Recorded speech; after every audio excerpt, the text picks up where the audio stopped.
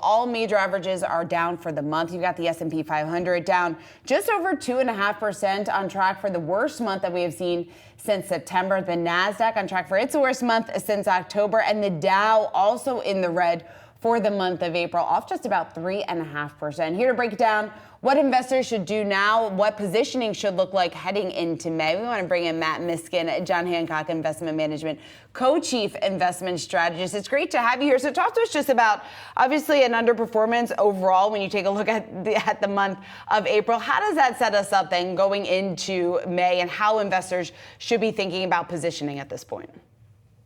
It really all comes back to inflation and the Fed. And really what you're seeing is in April, a lot more inflationary pressures.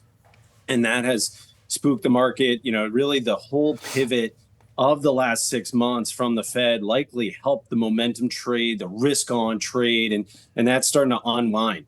We believe you want to take some risk off the table here. We think the Fed is going to be more hawkish in the months to come because they have actually caused this inflation problem to reemerge as of late. And so with that in mind, how should portfolio strategies be shifting further, knowing that we're not going to get as many rate cuts as expected that we were looking for coming into this year? And now it's down to 1, 2, and then some are saying none. Right. And, I think about this like Star Wars in a way. I think about forward guidance. So that's when the Fed tells you where they're going to go. And it's almost like using the Force as a Star Wars analogy.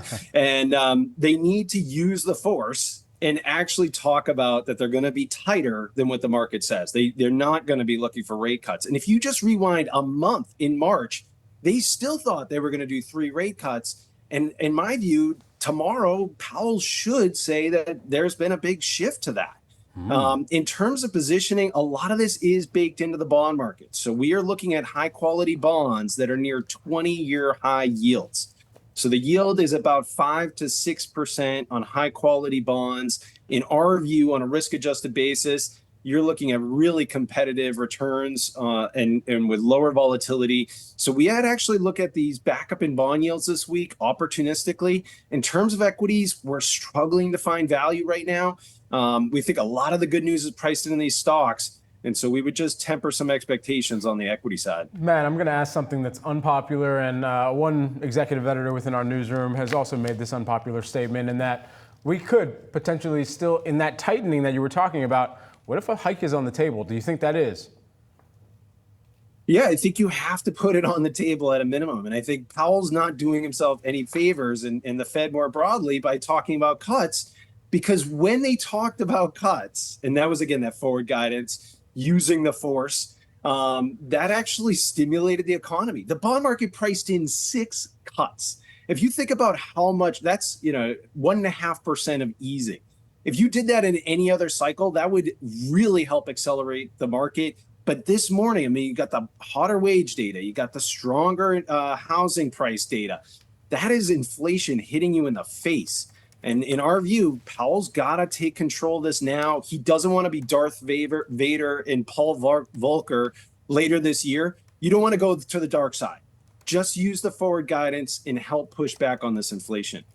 Matt, what do you think the path forward is going to look like for inflation? Are we going to trend sideways here for a bit? Obviously, if a rate hike could potentially be back in play, we would likely see some upward movement on inflation. But what do you think is likely going to, what that path forward will likely look like here?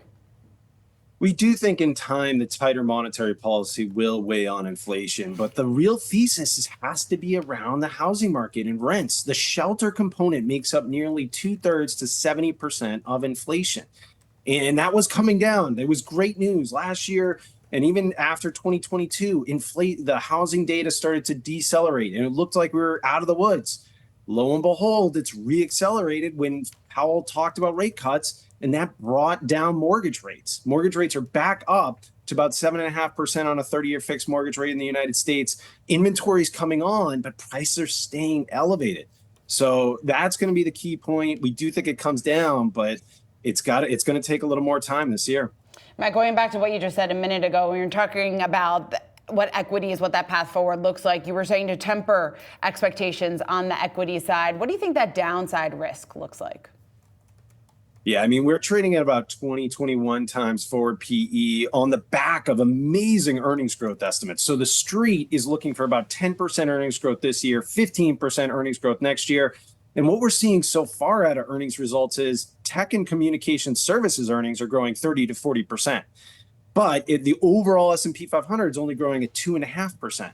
So you got a fully valued market on really optimistic earnings growth.